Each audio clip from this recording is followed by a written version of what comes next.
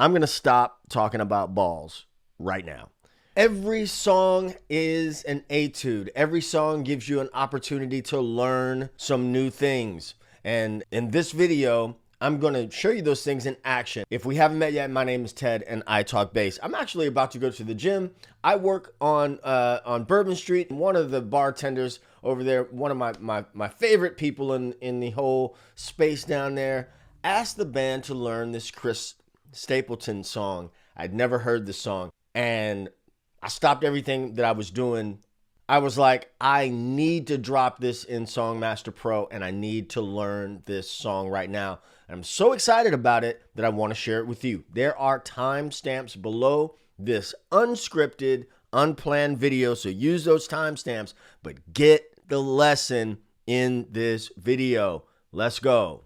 I did a live stream last night where I was talking about music theory. And listen, the first port of call that I tell anybody when we're talking about theory and stuff like that, what do you like? So right off the bat, I can tell you that I am not just a bass person who likes bass for the sake of bass. I like bass as it exists in songs. I love lyrics and imagery and things like that. So that's step one. I'm going to tell you right now, I don't know this song. I could kind of fake my way through it, but I'd never heard this song before. It is absolutely amazing. I don't know who the bass player is, although my guess is that it's Chris Stapleton himself, because I know he played on Tennessee Whiskey. I dropped this down into Songmaster Pro, and yes, I can, use my ears and listen to this and know, but I still want to, I know that people ask questions about Songmaster Pro. So here's this process. I have put this in here for copyright purposes. I'm going to mute everything but the drums and the bass.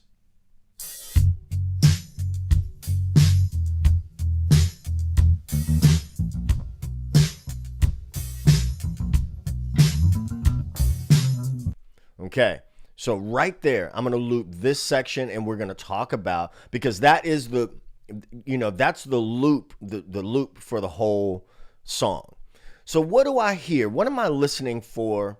First off, I hear fingerstyle, right? I know that it's fingerstyle. It's got to feel like, it sounds like that feel is the same feel that you would find in If You Want Me to Stay. Rusty Allen's Pardon, If You Want Me to Stay. So bam, there's a connection. Hey, real quick, what if you could go see a bass teacher once a week for less than the price of a cup of coffee a day? Well, that's what I'm doing over at the Groove School. I am only one guy, but I specialize in taking complex ideas and breaking them down into digestible chunks. It's just me. I'm a one-man team building a plane while I'm flying it. But if you're interested in playing the bass guitar and learning music in a fun and practical way, come see me at the Groove School. It is linked below for less than the price of a cup of coffee a day. I hope to see you over there. Now back to the video. That first note is F sharp. I'm assuming that this is being played on a P bass or a jazz bass with flats or tape wounds on it, right?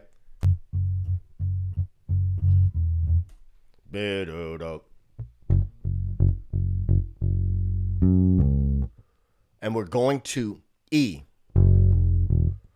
That's that same exact motion.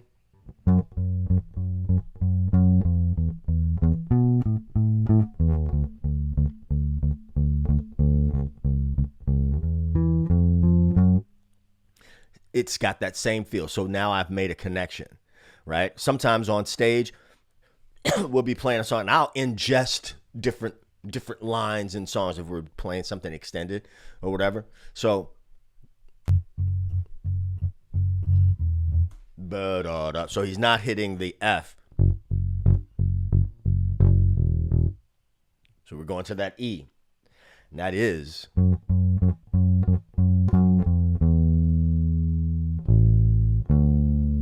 okay. Stick with me.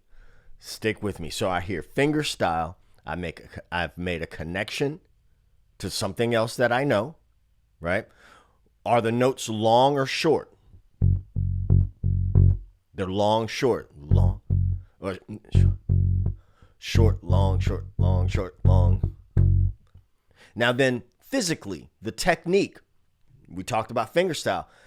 Then what would I do to address that technique? If I'm teaching this to myself, as I am, I don't know this song, right? Right? Cool. So I got that. Now we're going to the next chord. Ba ba ba da da da. Is he doing that motion? So now we have a chromatic motion to go to the octave of E.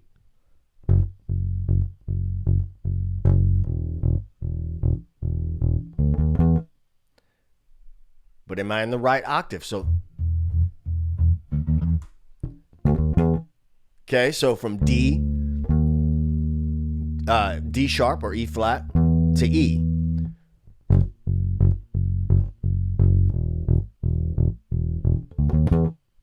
Okay, now I know that the next chord that we're going to is B, which is here. Okay, B being the fifth away from E. Now there's some theory. From E to B is a fifth. The interval, the space between E and B is a fifth. Okay? Now, that's my theoretical understanding of the relationship between the note E and the note B. Now, that's the talking about it part. The physical part is if E is here, then a fifth, that B would be either there on the A string or here on the E string or there. Now, knowing that will give me additional options for if I want to do that motion different places on the neck, right? So let's listen again.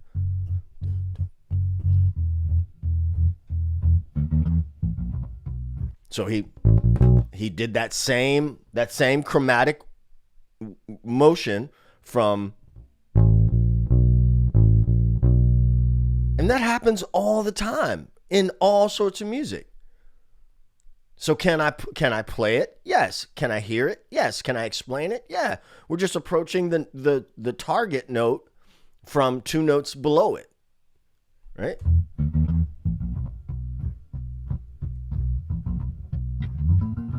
Okay.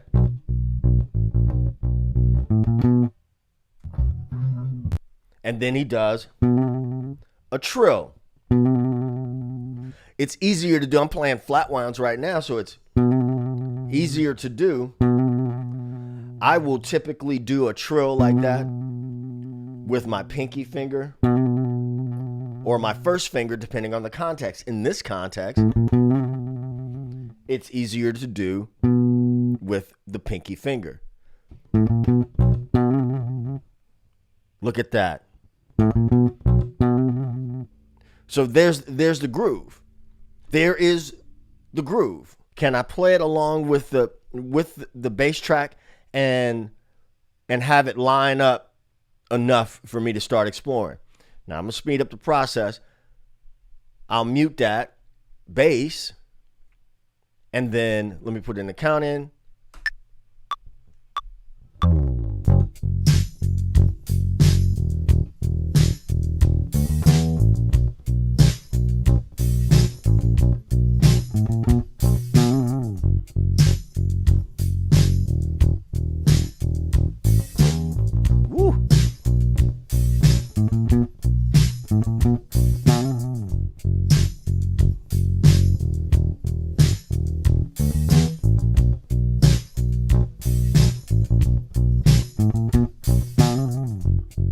So do you see my point?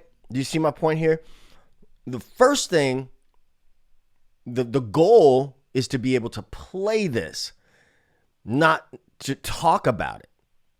But then we're building this vocabulary over time where we can make connections and be able to address certain things more quickly. Think about it like this. Once upon a time, you and I were kids. Stick with me here. You didn't know what a ball was, but you saw this thing either bouncing or rolling or whatever, and you didn't have the vocabulary for that. You just knew that it made you feel a certain way. You brought you some sort of feeling. You didn't have the vocabulary for that to be able to say that that was made you happy or sad or grumpy if you're one of those weird people who doesn't like balls. But no shame if you are one of those people. Here's my point. At some point, somebody got what you said, roll to me. And then your brain said, oh, if I do this, that motion is called rolling. Right? Now you can explain like that what a ball is and what a ball does. You can explain balls in different contexts, right? You know the difference between a tennis ball and a basketball, and you can explain very quickly what those things do in a certain context. You can, you can use balls, and I'm going to stop talking about balls right now. You get my point. So this is, how much theory do you need?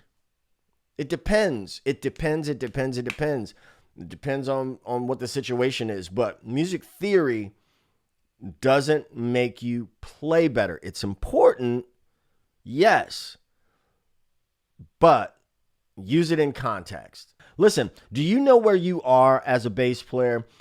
There's a free guide below. You can get that, get your bass player checklist. It is free once again, and I appreciate you watching the video. There's a video that YouTube thinks you might like. There's a playlist that I think you ought to check out. And of course, that subscribe button, you got to click that and come and join us over here at TED Talks Bass. I'll catch you in the next video. Peace. Two fingers.